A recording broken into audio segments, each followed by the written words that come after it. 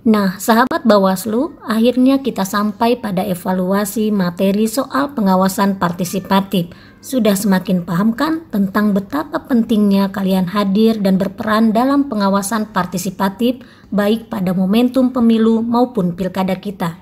Catatan evaluasi ini hanya untuk mengingatkan kembali betapa pentingnya sahabat ada di sini sampai pada titik ini. Tentu kita tidak ingin apa yang telah diuraikan di awal tentang problem krusial pemilu maupun pilkada terus terjadi tanpa bisa kita hentikan, baik pada ruang kontestan atau peserta pemilu. Misalnya, masih ditemukannya politik transaksional dalam keterpilihan hingga masih tanpa tabu melakukan pelanggaran pemilu maupun pilkada. Juga di ruang pemilih yang masih rendah partisipasinya terutama dalam melakukan pengawasan maupun inisiatif untuk melaporkan jika menemukan dugaan pelanggaran. Di ruang pemerintah, TNI Polri yang masih bergelindan pada persoalan netralitasnya, hingga pada ruang penyelenggara pemilu yang masih ditemukan tidak netral dan tidak profesional dalam bekerja. Atas semua problem itu, yakinlah semua bisa kita hentikan. Jangan bilang mustahil dulu, sangat bisa. Sangat mungkin dengan beberapa syarat sebagaimana berikut. 1. Kenali betul apa yang menjadi persoalan krusial dalam tahapan pemilu maupun pilkada. Artinya, kita harus tahu siapa aktornya, siapa sasarannya, bagaimana ragam modusnya, sampai bagaimana dampaknya minimal pada lingkungan terdekat kita. Hanya dengan mengenalinya lah kita akan paham bagaimana cara menghadapinya.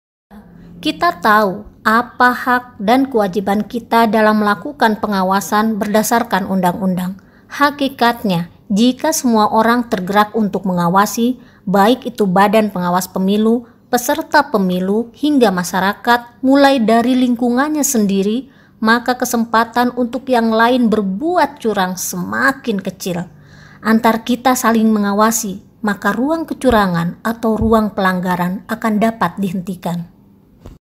3. Mendorong tumbuh dan menguatnya forum warga, adanya aplikasi Gowaslu untuk pelaporan cepat, pojok pengawasan di setiap area strategis, Saka Adiasta Pemilu, KKN tematik dengan kerjasama perguruan tinggi, gerakan sejuta relawan, hingga memaksimalkan media sosial untuk mewartakan pemilu dan pilkada yang bersih dan berintegritas, hingga program sekolah kader pengawasan partisipatif ini, baik melalui daring ataupun tatap muka, adalah upaya pelibatan masyarakat sebagai pengawas partisipatif yang terus-menerus dilakukan Bawaslu.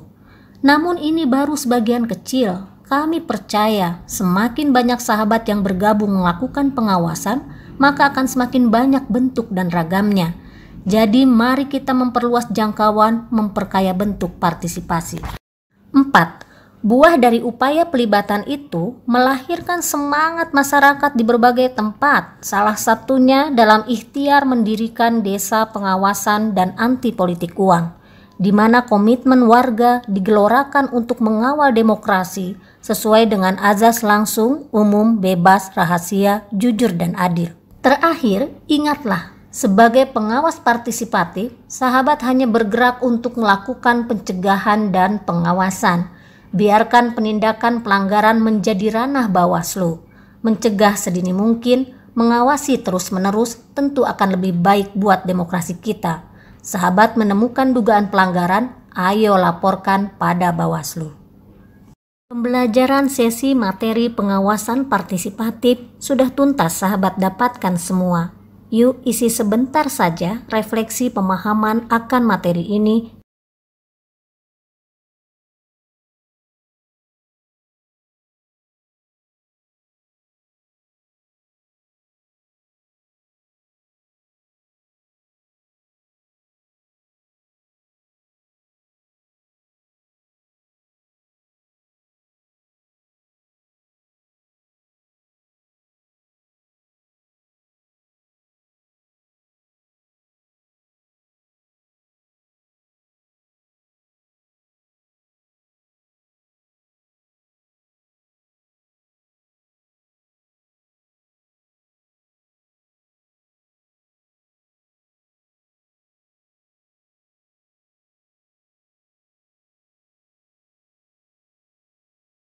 Pasti masih semangat menjadi yang terdepan untuk melakukan pengawasan partisipatif kan? Saya, Loli Suhenti, Bawaslu Provinsi Jawa Barat, menyemangati sahabat semua untuk mengikuti materi berikutnya.